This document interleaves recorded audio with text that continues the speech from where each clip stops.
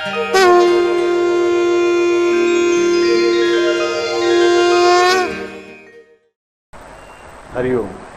आपण आता अजून त्याच नावावरती आहोत आणि कृष्णाच्या रासक्रीडेबद्दल आपण बोलताना मागच्या वेळेस म्हटलं की आपल्या 2 रासक्रीडा आपण बघितल्या. पहिला आपण जो रास बघितला तो गोपाल रास किंवा गोप रास म्हटला जातो. दुसरा जो रास गेल्या वेळेस बघितला तो गोपी रास, की ज्याची उच्चतम अवस्थेला आपण राधा रास म्हणतो. काही जणांनी मला गेल्या वेळेस प्रश्न केला की डॉक्टर 9 रास कुठले होते. 9 रासाची नावं मी आज पहिल्यांदा सांगतो. पहिला आहे गोपाल रास, मग आहे गोपी रास, त्यानंतर येतो ज्ञानरास, भक्तिरास, ज्ञानरास, भक्तिरास, कर्मरास, वैराग्यरास. त्यानंतरचे 2 रास खूप सुंदर आहेत आणि खूप वेगळे आहेत. एक आहे कालरास, कालरास, आणि शेवटचा आहे नित्यरास, ज्याला मध्वाचार्य किंवा इतर संप्रदायांमध्ये सहज रास म्हटलं जातं. म्हणजे ह्या एकाच रासाला 2 नावं आहेत, नित्यरास किंवा सहज रास. म्हणजे परत एकदा नाव वाचतो. गोपाल रास, गोपीरास म्हणजेच राधारास, ज्ञानरास, भक्तिरास, कर्मरास, वैराग्यरास, कालरास आणि नित्यरास किंवा सहज रास, असे 9 रास. ह्या 9 प्रकारच्या रासक्रीडा श्रीकृष्णाच्या आयुष्यामध्ये आपल्याला बघायला मिळतात. आज आपल्याला ज्या रासाकडे बघायचं आहे, जो रास रंगायचा आहे, त्या रासाचं नाव आहे भक्तिरास. श्रीकृष्णाचं संपूर्ण आयुष्य आपण बघितलं आणि आयुष्य म्हणजे मला इथे श्रीकृष्णाच्या नावाच्या अवताराच्या जन्मापासून देहत्यागापर्यंत नाही, तर श्रीकृष्ण हा अवतार लोकांना माहीत झाल्यापासून आजपर्यंत आपल्या लक्षात येईल की भक्तिरस हा प्रमुख रस श्रीकृष्णाच्या सर्व आयुष्याशी निगडीत झालेला त्याच्या भक्तांना दिसत असतो. वाळवंटामध्ये नाचणाऱ्या वारकरी घ्या, त्याच्याहीपेक्षा अत्यंत दुष्काळी प्रदेशातून नाचत गात जाणारी मीराबाई घ्या, जनाबाई घ्या, संत सखू घ्या, सूरदास घ्या, गौरांग चैतन्य प्रभू घ्या. हे सगळेजण तसे वेडे झालेले सापडतात ह्या प्रेमामध्ये, ह्या भक्तीमध्ये. पण हा भक्तिरास श्रीकृष्णाच्या चरित्रामध्ये कुठे कुठे खेळला गेला. श्रीकृष्णाने हा कसा सहजरित्या पेलला आणि सहजरित्या ह्या रासाची रासक्रीडा खेळली गेली हे आज आपल्याला बघायचं. श्रीकृष्णाचा अवतार हा बंदीगृहामध्ये झाला. जन्म झाला लौकिकदृष्ट्या, तो बंदीगृहामध्ये झाला. त्याला घेऊन वसुदेव निघालेले आहेत. शृंखला तुटल्या जातात, दरवाजे उघडले जातात वगैरे सगळं आपल्याला बघायला मजा येते, ठीक आहे.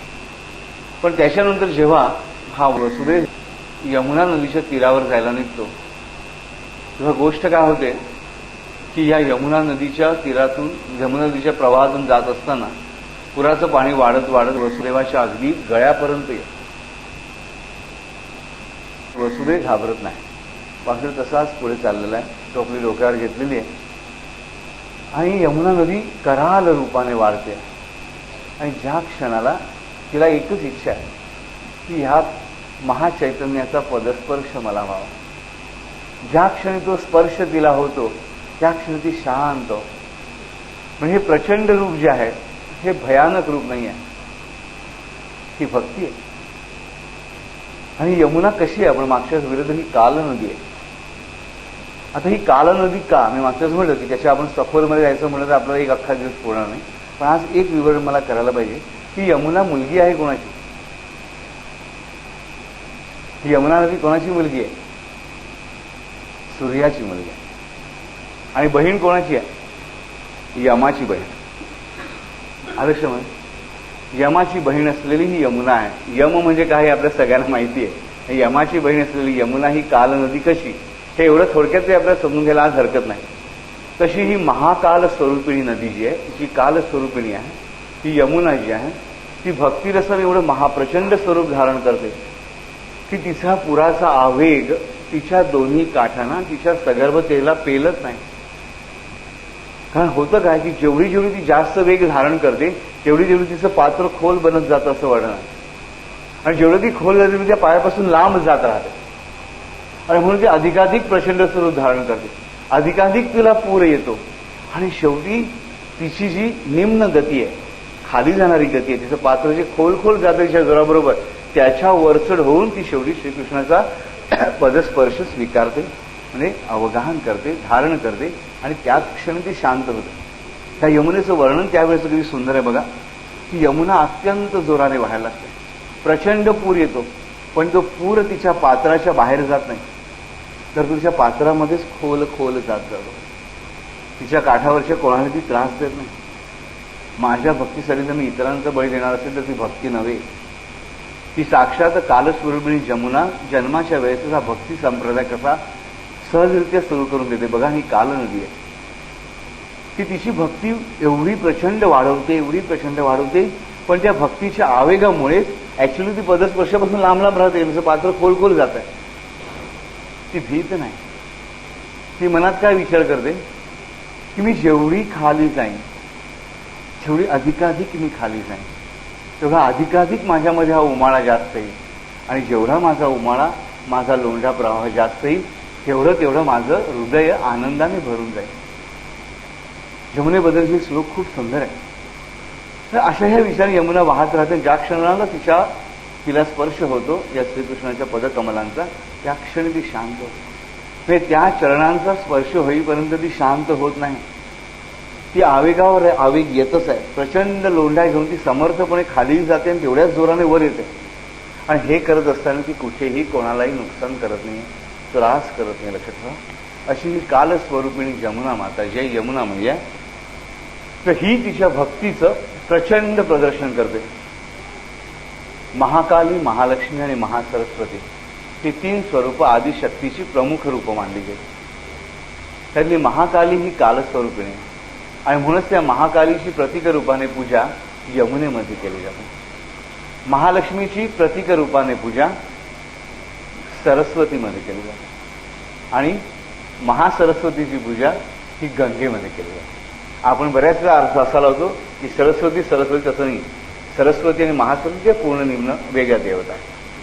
तर अशी ही जी यमुना आहे ही महाकाली रूपिणी आहे, महाकालीचं प्रतीक असलेले कालस्वरूपिणी आहे.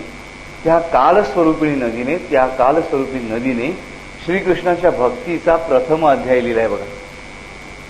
कारण आपण सर्व ह्या कालस्वरूपिणी नदीच्या तीरावरच वावरत असतो. प्रत्येक मर्त्य जीव ह्या काल नदीच्या तीरावर वास्तव्य करू नये. ह्या काल नदीच्या पाण्यावरतीच त्याचं भरण पोषण होत असतं, आणि ह्या काल नदीच्या पाण्यामध्येच तो विसर्जित पावत असतो. तर अशी ह्या ज्या काल नदीच्या खोऱ्यामध्ये आपण वावरतो, त्या कालनदीची प्रचंड भक्ती हा श्रीकृष्णाचा प्रथम भक्तिरास आहे. श्रीकृष्णाचा प्रथम पदन्यास हा भक्तीच्या आलेल्या उमाळ्याला प्रेम आणि आनंद देण्यासाठी झालेला पहिला पदन्यास आहे. रास म्हणजे पदन्यास, नास म्हणजे पदन्यास. तर श्रीकृष्णाची प्रथम लीलाच ह्या पदन्यासाची आहे. आणि म्हणून सर्व देवांचे पाय आपण कसे बघतो. आपण बरेच अभंग वगैरे वाचले असतील नाही का. अभंग आपण ऐकते सुद्धा. समचरण तुझे भगवंता, म्हणजे परमेश्वराने दोन्ही पाय असं समानपणे ठेवलेले असतात. तर श्रीकृष्णाचे पाय मात्र कसे असतात, काय क्रॉस. त्याला काय म्हटलं जातं, देहुडाचरण. देहुडाचरण जे आहेत हे श्रीकृष्णाचे देहुडाचरण आहेत. आणि देहुडाचरण म्हणजे पदन्यास करायला उद्युक्त झालेले चरण. आणि अवतार घेतल्यानंतर पहिल्याच भक्ताच्या भेटीमध्ये हे पदन्यास बघा. त्याला जर पाय लावायचं आपले चित्र बघतो वसुदेवाच्या डोक्यावरती की कृष्णाचे पाय असे आहेत, कृष्णाने असा पाय वरून टाकलेला आहे आणि तो पाय त्या यमुनेला स्पर्श होत आहे. तर महत्वाची गोष्ट लक्षात ठेवा की हा प्रथम पदन्यास, हा प्रथम रास, हा श्रीकृष्णाच्या चरित्रातील प्रथम भक्तिरास आहे. भक्ताला शांत करून, भक्ताच्या हृदयामध्ये आवेगावर आवेग उत्पन्न करून, आणि तरी त्याला अत्यंत प्रेमाने संतुलित ठेवून, त्याच्यातून कुठलंही पाप न घडू देता हा कृष्ण त्याची भक्ती कशी पूर्ण करतो, ह्याचा हा महिमा आहे. त्यानंतर वसुदेव महाराज निघतात, बाळाला घेऊन नंदाच्या घरी येतात. सगळे झोपलेले आहेत. आता इथे लक्षात घ्या, वसुदेव आपलं बाळ यशोदेच्या कुशीत ठेवतो. यशोदेच्या कुशीतलं बाळ स्वतः घेतो. कोणाच्या परवानगीने घेतो. यशोदेला विचारलं होतं, नंदाला विचारलं होतं, घेऊ का मी तुझं बाळ म्हणून. नव्हतं विचारलं. त्याला माहिती आहे की जे बाळ आपण घेऊन जाऊ ते कंस काही करू शकतो. म्हणजे हा एक मनुष्य वसुदेव किती चांगला असेल, कृष्णाचा बाप जरी असला त्याने एक अघोर कृत्य केलेलं आहे की स्वतःचं बाळ वाचवण्यासाठी त्याने दुसऱ्याचं बाळ बळी द्यायचा प्रयत्न केलेला आहे. तसं नाही. ज्या क्षणी वसुदेव ही कन्या बघतो तर तो विचार करतो की कन्येला एखादेच कंस त्रास देणार नाही, कारण पुत्र त्रास होत आहे. ही झाली व्यावहारिक स्थूल रूपातला विचारभाव. इथे जाणवते की नंदाची वसुदेवची भक्ती. आपण जर कृष्णाचा जन्माआधीचा इतिहास पुराणांमध्ये बघितला तर नंदराजा आणि वसुदेव हे अत्यंत जीवश्यकंठ मित्र आहेत. एवढंच नव्हे तर नंदराजा वसुदेवाचा परमशिष्य आहे, परमभक्त आहे.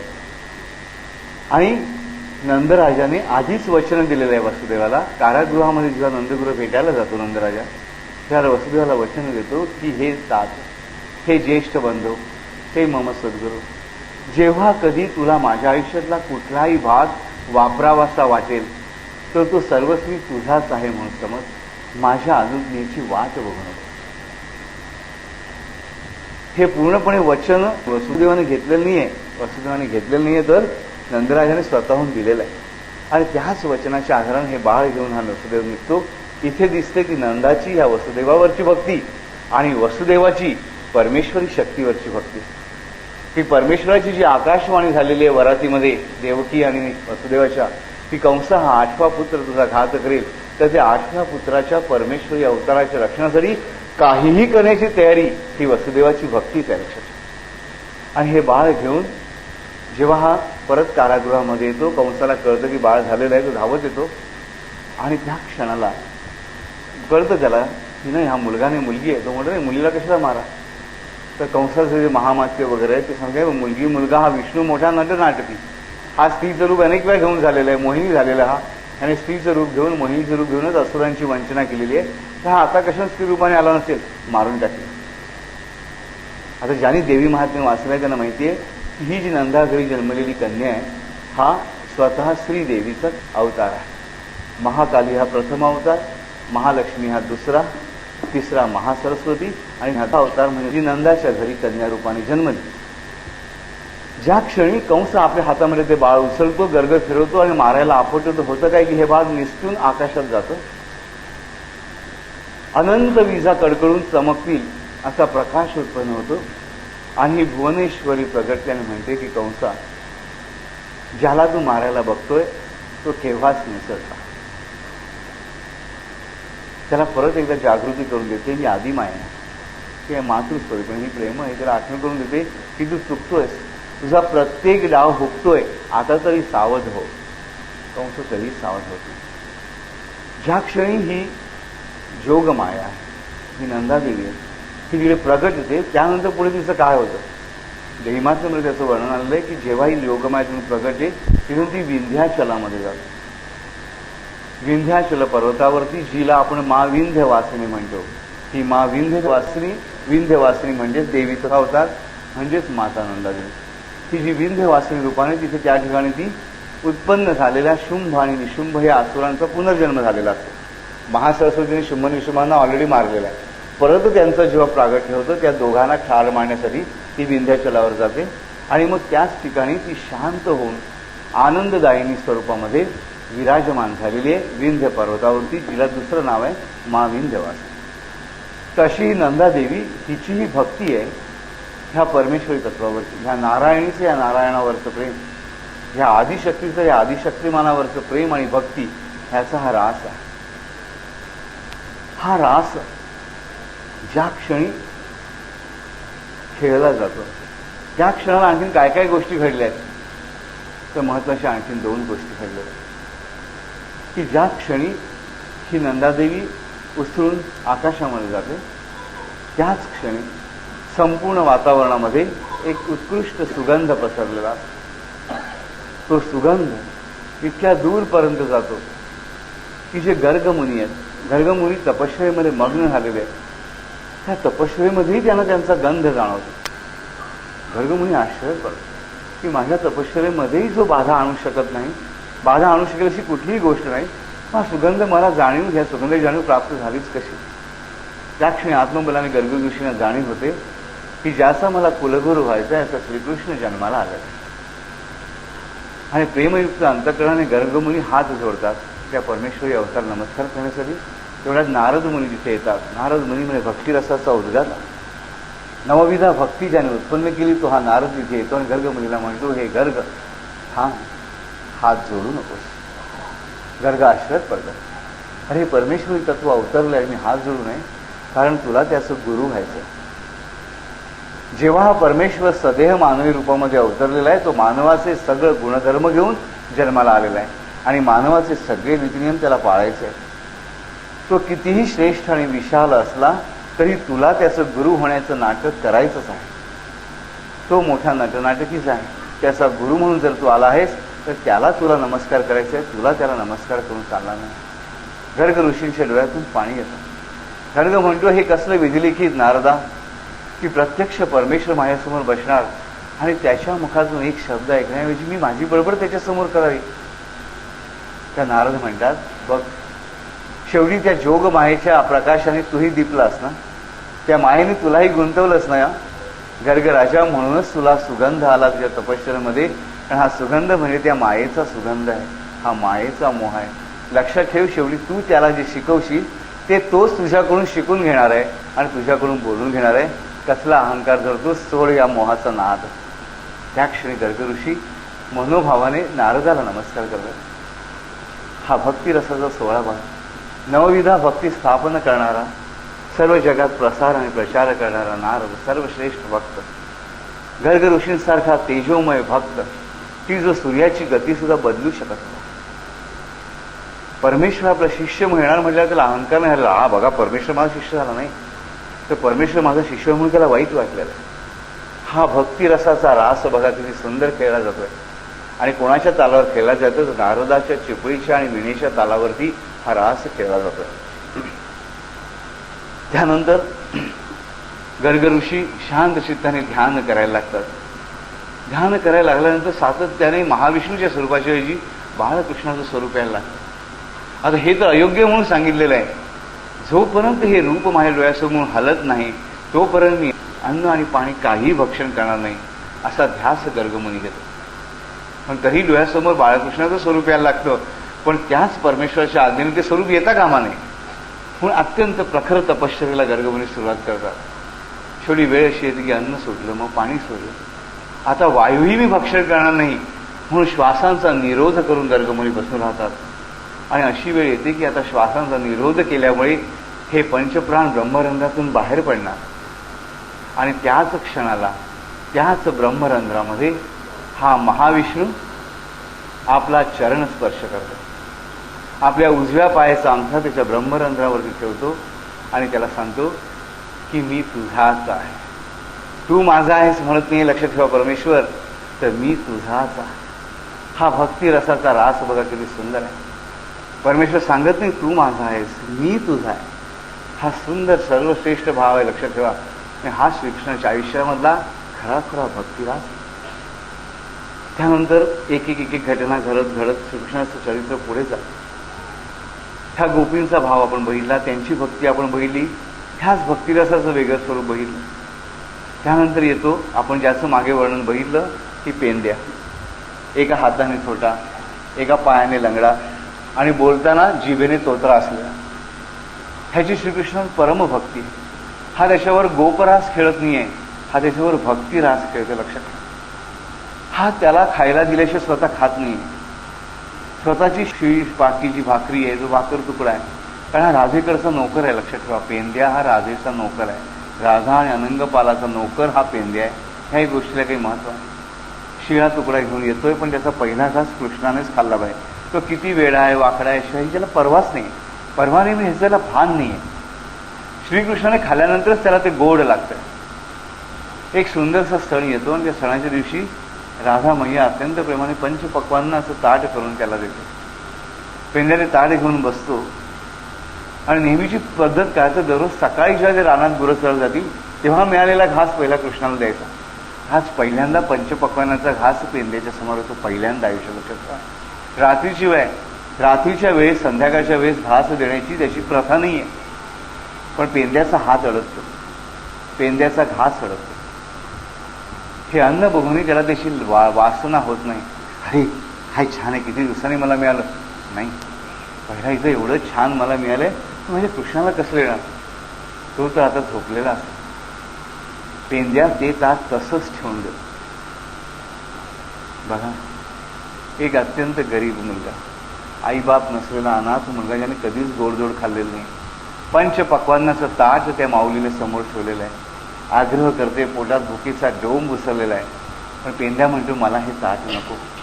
नमस्कार करून हे ताट बाजूला ठेवतो आणि झोपू जातो.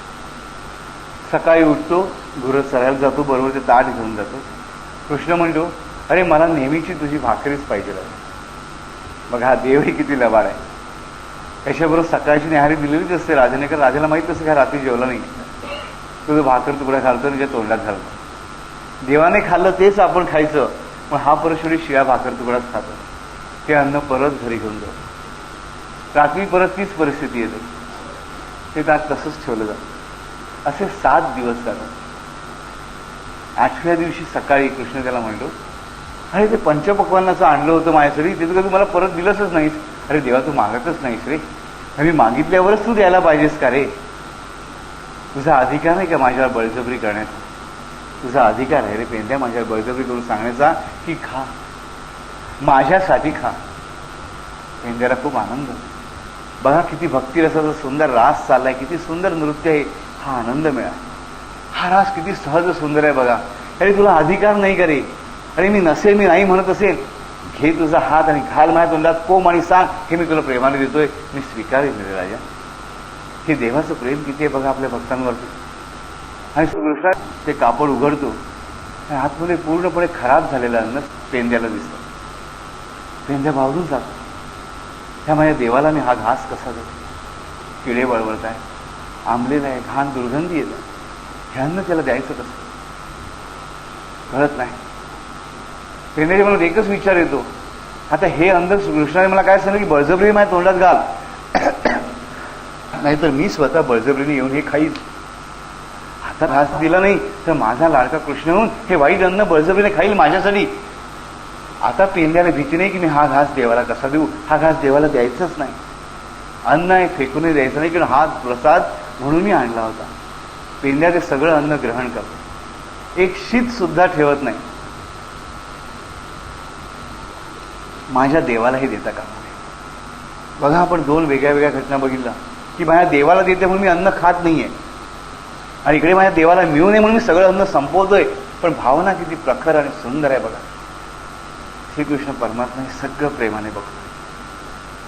ज्या क्षणी हा पेंद्या घेऊन येतो म्हणतो, अरे देवा मला खूप भूक लागली होती म्हणून मी ते खाऊन टाकलं रे. बघा मी का हे केलं ह्याची सफाई तो देत नाहीये, उलट तो आरोप घ्यायला तयार आहे की मी मला लालसा उत्पन्न झाली, मला भूक आवरेना म्हणून ते पंचपक्वान्न खाऊन टाकलं. देवा तू आपला हा भाकर तुकडाच खा, शिळा का असे ना, वाईट तर नाहीये. महत्वाची गोष्ट बघा. आणि इकडे कृष्ण भगवान परत ह्याच भक्तिरसामध्ये, भक्तिरसाच्या भक्तिरासामध्ये परत मोहात अडकून पडतात. आणि त्या पेंद्याला म्हणतात, अरे पेंद्या तुला गंमत सांगू? त्याने म्हणतो काय? अरे तू चुकीचं फडकं उघडलंस रे. ते बघ, तू ज्या बाजूला ठेवलंयस ना त्याच्या बरोबर दुसऱ्या बाजूला खरोखर गाठोडं ठेवलेलं आहे. तू आज चुकून दुसऱ्या झाडाखाली गाठोडं ठेवलंस. पेंद्या जातो, बघ तुला खरं आपण जो फडका उघडला तो वेगळ्या रंगाचा होता. आपला फडका म्हणून जोराचा उघडतो, आतमध्ये सुंदर पंचपक्वान्न तशीच आहे. आता पेंद्या महाराज निघाले आनंदाने घेऊन नाचत बागडत श्रीकृष्णाकडे, राजा हा घास खा, खायला लाग, तुला आता खाल्लाच पाहिजे. श्रीकृष्ण म्हणतो, तुला खरं सांगू, हा घास मी केव्हाच खाल्ला राजा. हा घास मी केव्हाच खाल्ला आणि मी तृप्त सुद्धा झालो. बघ माझ्या हाताला ह्या पंचपक्वानांचा वास आहे. माझ्या प्रत्येक ढेकराला, ह्या प्रखर वायूला सुद्धा ह्या सुगंधाने भारून टाकलेला आहे. माझं उदर बघ कसं भरून तृप्त झालेलं आहे. तू ज्या क्षणी ते अन्न खाल्लंस त्या क्षणी प्रविष्ट झालं पेंद्या, आणि हा घास तुझा आहे. ह्या पंचपक्वानांवरती अधिकार माझाही नाही. पेंद्याला भरून येतो आणि कृष्ण स्वतःच्या हाताने पेंद्याला एक एक घास भरवत जातो. हा रास बघा, हे प्रेमाचं नृत्य बघा, ही भक्ती भक्ताने देवाशी केलेली की देवाने भक्ताची केली. कोंबडी आधी की अंड आधी उत्तर नाही देत आहे. भक्ती भक्ताने देवाची केली की देवाने भक्तांची केली आपण सांगू शकत नाही. पण हा भक्तिरास किती सुंदर आहे बघा. कृष्णाच्या बाळालीला सगळ्यांना का मोहवतात. मोठ्यातले मोठे भक्त, मोठ्यातले मोठे तपस्वी सुद्धा ह्या लंगड्या बाळकृष्णाच्या रूपामध्ये का मोहून पडतात, का गुंगून पडतात आणि वारंवार परत त्याच्याच पायाशी येण्याची इच्छा करतात.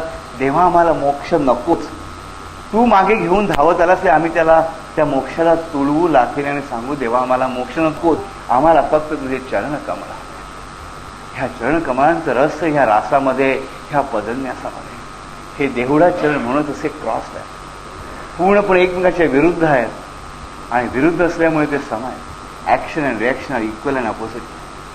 आपण बघा एक तरफ घेतली, तर्फेचं सूत्र आपण शाळेमध्ये शिकतो.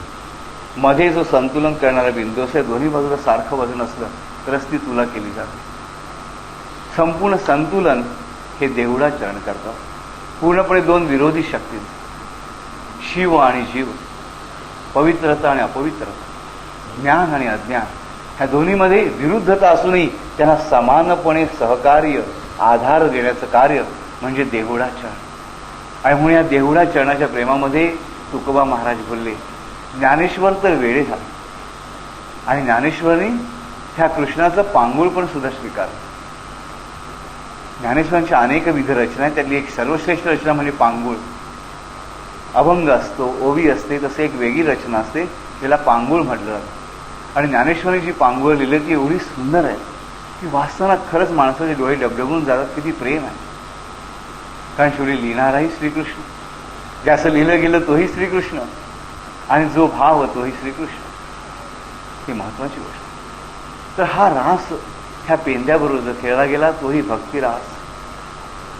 त्यानंतर परिस्थिती येते की राजाकडून उग्रसेनाच्या नावाने कंसाकडून बोलावणं येतं. आणायला येतो कोण?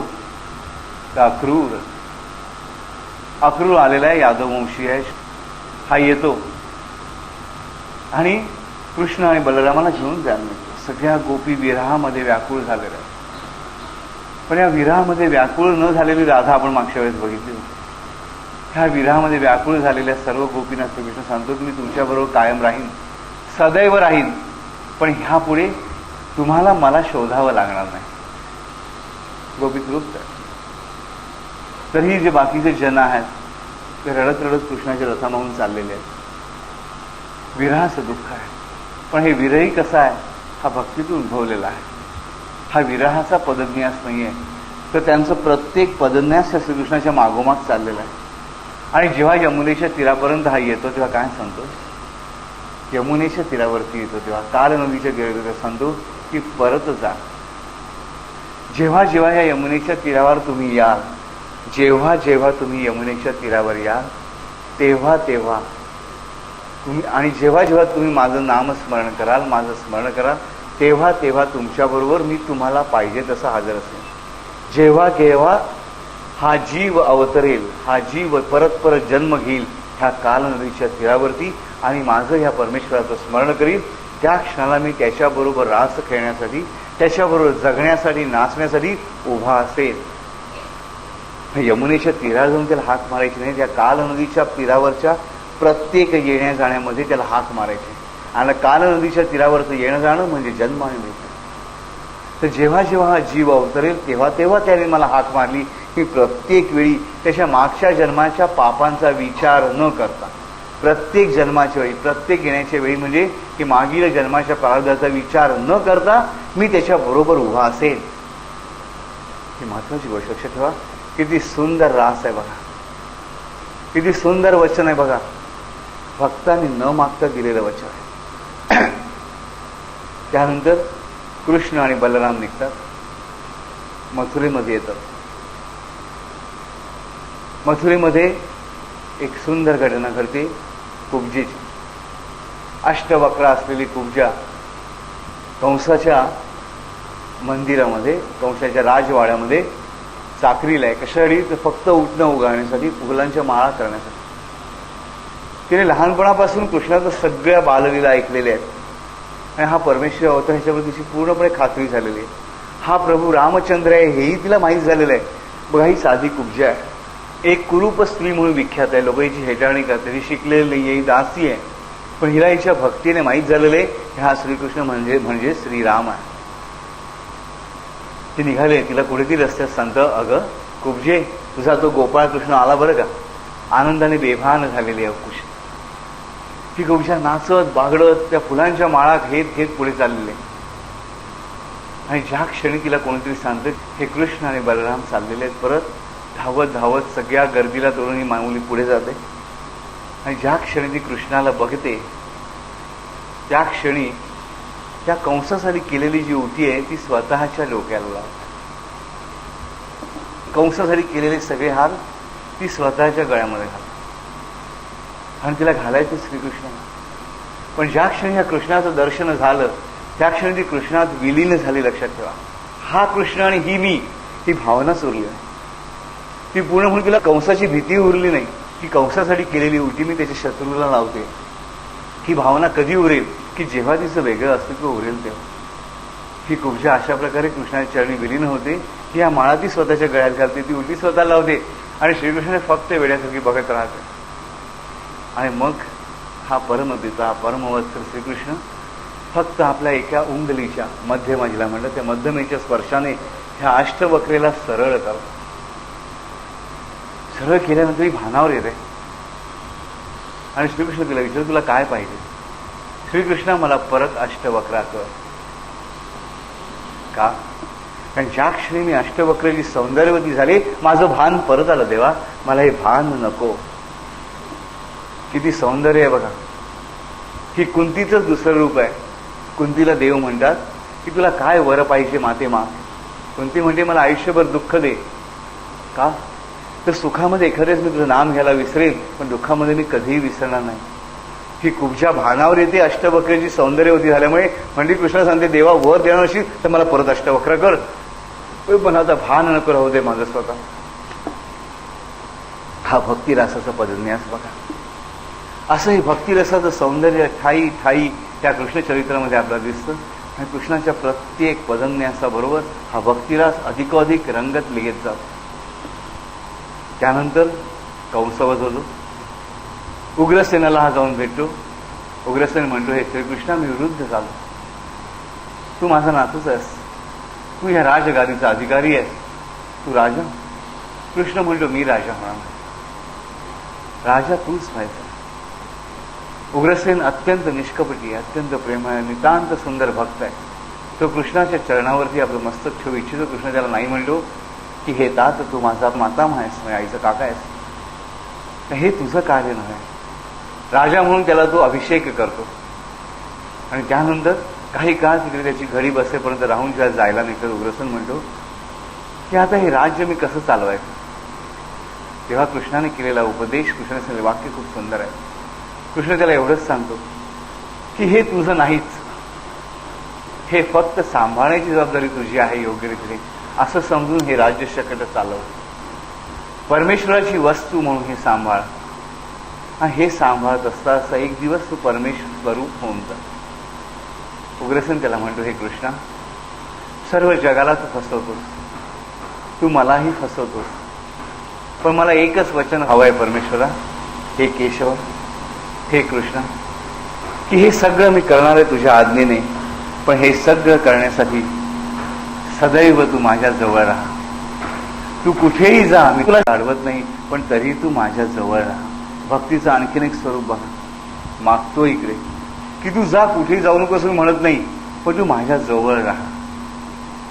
मग त्यासाठी जे काही आवश्यक असेल ते तू माझ्याकडून करून घे. जबाबदारी परत त्याच्याच डोक्याला टाकतोय बघा.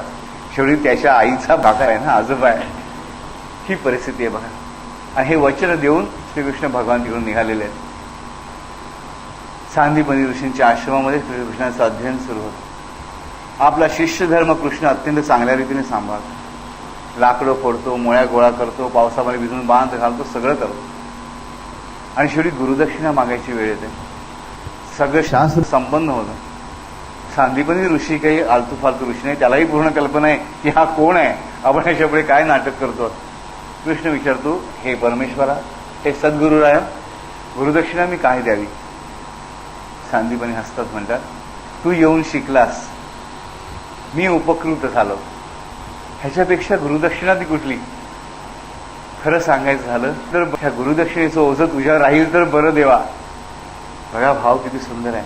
हे ओझं ठेवण्यासाठी नाही आहे, तर तेवढा तरी माझा हक्क राहील रे. कारण त्याला माहिती आहे की हा देव नटखट आहे, सगळ्यापासून अलिप्त राहणार आहे, करून सवरून नामानिरा राहणार आहे. ते एवढं राहू दे तुझ्या डोक्यावरती, राहू दे. पण शेवटी कृष्णाची माया आहे. ती माया शेवटी सांदीपनीच्या पत्नीकडून बोलवते, कृष्णा माझा जो पुत्र समुद्राने गिळंकृत केला तो तू गुरुदक्षिणा म्हणून आणून परत कर. कृष्ण परत नामानिराळा समुद्राकडे जातो, लढाई करतो, पुत्र आणतो आणि मातेला परत देतो. गुरुदक्षिणा संपली. हा परत नामानिराळा. मग मात्र सांदीपनी अत्यंत प्रेमाने कृष्णाला म्हणतात की तुझ्या सर्व रूपांचं वर्णन मी केलं, तुझ्या सर्व अवतारांचं वर्णन मी केलं, पण तुझ्या ह्या पुढील रूपाचं वर्णन करण्याची क्षमता माझ्यामध्ये नसावी. माझे शब्द आणि हे कायम मुकत्व, हे मौन मला प्राप्त. किती सुंदर मागणं मागितलं की मी तुला शिकवलं, आता मी कृतार्थ झालो. आता परत माझ्या वाणीने काही बोलता कामा नये. आता माझ्या वाणीने जे उच्चारायचं ते उच्चारलं गेलं, माझ्या मनाने जो विचार करायचा तो विचार केला गेला. आता तिला मौन कर, थांबव. भक्तीचा रास बघा, गुरु शिष्याचं नातंच नाही, भक्ती बघा.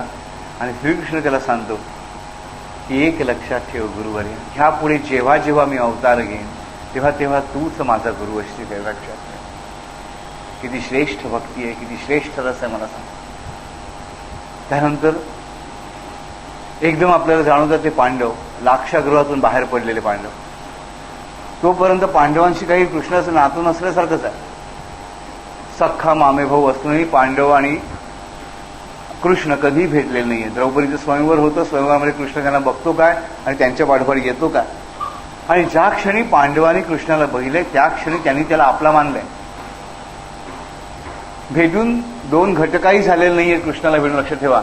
आणि जेव्हा निर्णय करायची वेळ येते की आईच्या वचनानुसार 5 जणांशी लग्न करायचं किंवा नाही, तर हे श्रीकृष्णा तुझा शब्द शेवटचा आहे, हे 5ही भाऊ एकमुखाने सांगतात. बघा, आधी कुठे भेट झाल्याचा इतिहास आपण वाचत नाही की पांडवांना श्रीकृष्ण खेळतायत, मजा करतायत किंवा कृष्णाने त्यांना काही दर्शन दिलंय, काही नाही. पण ज्या क्षणी बघितलं, ज्या क्षणी प्रेम बसलं, त्या क्षणी त्याची प्रत्येक आज्ञा, प्रत्येक शब्द हा शेवटचा शब्द पांडवांसाठी झाला. हे पांडवांचं वैशिष्ट्य आहे. आणि ह्या कृतीने पांडवांनी आणि द्रौपदीने सुद्धा श्रीकृष्णाला पूर्णपणे वश करून घेतलेलं आहे.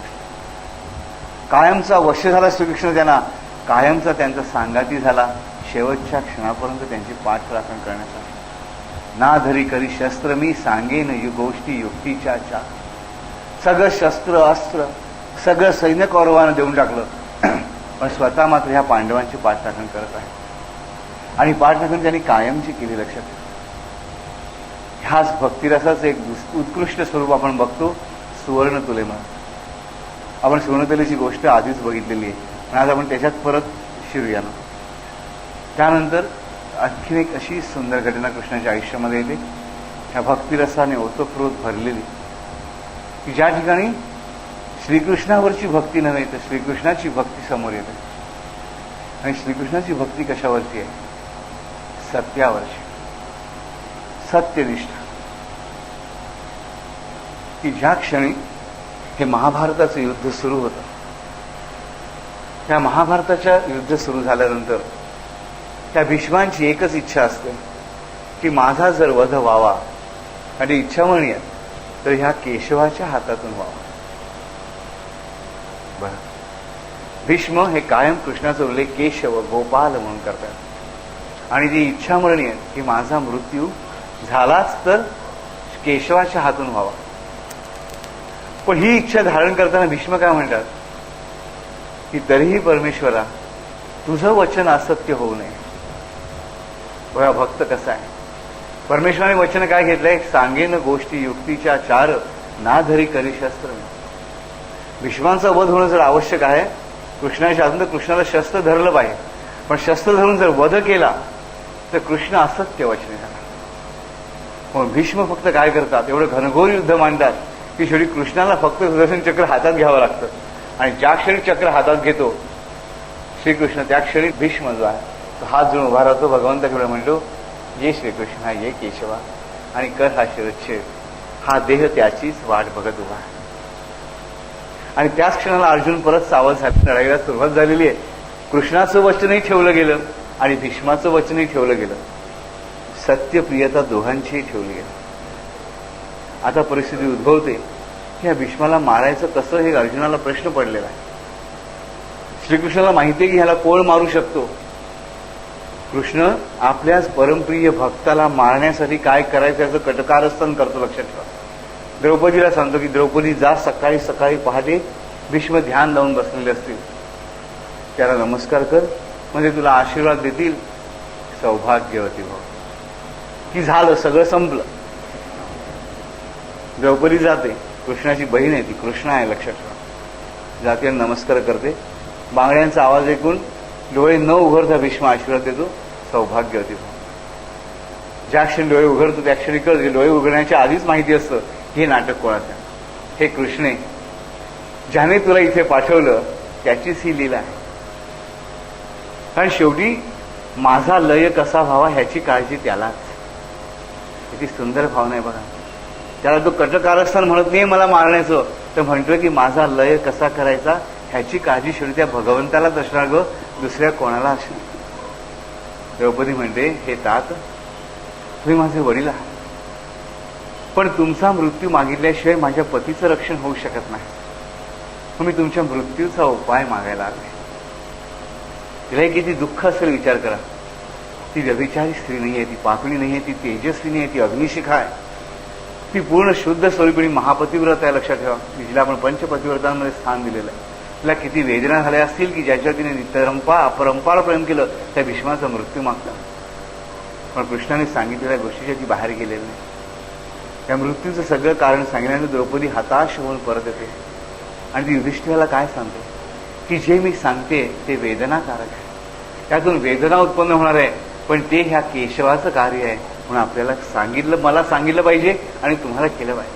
हा मानभावीपणा नाहीये, ही पडत्या फळाची आज्ञा नाहीये किंवा करून सवून नामावर राहण्याची तिची वृत्ती नाही. लक्षात ठेवा. की नाही नाही म्हणायचं, अगं मशी मला कुठे नेशी, अशी वृत्ती नाही. ती खरोखरच तेजस्वी नाही. ती प्राणप्रिय पतींच्या रक्षणासाठी प्राणप्रिय सख्याच्या भावाच्या आदेशानुसार गेलेली आहे. कोणाचा? तर प्राणप्रिय ताताचं प्राण हरण करण्याचा. हा रास बिभत्स रास नाही आहे, हा ही भक्तिरास आहे. ज्याला हरवलं तो संपूर्णपणे जिंकला. जो भीष्म हरला, ज्या भीष्माचा मृत्यू झाला तो संपूर्णपणे जिंकला, कारण त्याचा लय श्रीकृष्णाने घडून आणला. ज्या क्षणी उत्तरायण सुरू झालं त्या क्षणाला भीष्म हा 8वा वसू हा पूर्णपणे श्रीकृष्णाच्या चरणकमलांमध्ये विलीन झालेला आहे. ज्याला हरवलं त्याला खऱ्या अर्थाने जिंकायला लावलं आणि ज्यांच्या प्राणांचं रक्षण केलं त्यांचे प्राण पूर्णपणे मुक्त केले. ज्यांच्या प्राणांचं रक्षण केलं त्यांचे प्राण पूर्णपणे मुक्त केले. कसे? सर्व धर्मान परित्यज्य मामेकम शरणं व्रज. धर्म हा प्राणाचा गुणधर्म आहे. सर्व धर्मांना सोडून दे आणि मला शरण ये. मी सांगेन तोच धर्म, मी नाही सांगणार तो अधर्म. नाही, ज्याला मारलं त्याला कायमचं अजरामर केलं आणि ज्याच्या प्राणांचे रक्षण केलं त्यांचे प्राण पूर्णपणे मुक्त केले. हा कृष्णाच्या भक्तीचा भाग, हा कृष्णाच्या प्रेमाचा भाग आहे. कृष्णाचं प्रेम दोन्ही पार्टीजना कसं समानपणे बघा. भीष्म एका बाजूला पांडव लढतात. दोघांवरही समानपणे प्रेम करून, समानपणे शक्ती देऊन, दोघांचं सारख्याच प्रमाणे कल्याण करून परत दोघांच्या वेदनेशी समरस झालेला. भीष्म जेव्हा ह्या बाणाच्या शय्येवर पडलेले असतात तेव्हा कृष्ण त्यांना वारंवार भेटायला गेलेल्या लक्षात. आणि प्रत्येक वेळी कृष्णाने भीष्माला कायम तात म्हटलेलं आहे. भीष्म म्हटलेलं नाही आहे, भीष्म पितामह म्हटलेलं की हे तात, हे पितामह, की तुमची वेदना, ही सर्व वेदना तुम्ही सहन करते किती श्रेष्ठ आहे. त्या भीष्म त्याकडे हसून म्हणतात की हे केशवा, मला फक्त ह्या बाणांची वेदना सहन करायची आहे, पण तुला माझ्या ह्या बाणांच्या वेदना तर सहन करायच्या आहेतच, पण आपण आपल्या भक्ताला वेदना देतोय ह्याची वेदना तुलाच सहन करायची आहे. हा भक्तिरास बघा. हा भक्तिरास हे श्रीकृष्णाच्या संपूर्ण जीवनाचं वर्म आहे लक्षात. आणि म्हणून श्रीकृष्ण प्रत्येक भक्ताच्या हृदयामध्ये कायमचा रास खेळतात. आपण हे जे निरनिराळे रास बघत चाललो, भक्तिरसाचं प्रत्येक उदाहरण आपण बघत चाललो तर आयुष्य पूर्ण होणार नाही आपलं. ह्या यमुनेच्या तीराचा प्रवाह जसा अथांग वाहत राहतो तसे श्रीकृष्णाचा भक्तिरास अख्खा अथांग वाहत राहतो. पण मग हा रास आपल्याला खेळायची इच्छा असली पाहिजे. हा भक्तिरास आपण अनुभवला पाहिजे. हा भक्तिरास आपल्या आयुष्यात खेळला गेला पाहिजे. पण तो खेळताना श्रीकृष्णाचे चरण देहुडा चरण आहेत हे लक्षात ठेवलं पाहिजे. हे देहुडा चरण पूर्ण दोन विरोधी प्रवृत्तींना सुद्धा समानपणे, दोन विरोधी शक्तींना एकमेकांसमोर उभ्या ठाकलेल्या शक्तींना सुद्धा समानपणे प्रेम करणारा फक्त श्रीकृष्ण परमात्मा. त्याची पार्शलिटी कशी आहे तर दोघांनाही आहे. मी मागे तुम्हाला म्हटलं होतं की राम पार्शल नाही, राम इम्पार्शल आहे. श्रीकृष्ण पार्शल आहे पण समानपणे सगळ्यांना पार्शल आहे, लक्षात ठेवा. म्हणजे शेवटी काय की तो पार्शल नाहीच आहे. बरोबर. पार्शलिटी म्हणजे काय की दोन माणसं आहेत, त्याला मी एका माणसाला पार्शलिटी केली, बरोबर, तर मी पार्शलिटी झाले, पार्शल, बरोबर. पण जर मी दोघांना समानपणे पार्शल, मी पार्शल नाहीच आहे. ही लबाडी श्रीकृष्णाची बात. राम बिचारा सरळ मार्ग आहे, मी पार्शल नाही, पार्शल नाही. श्रीकृष्ण म्हणणार मी जगद्गुरू आहे, मी गुरु तर मी पार्शल आहे, पण मी सगळ्यांना समानपणे पार्शल आहे, मी पार्शल नाहीच आहे.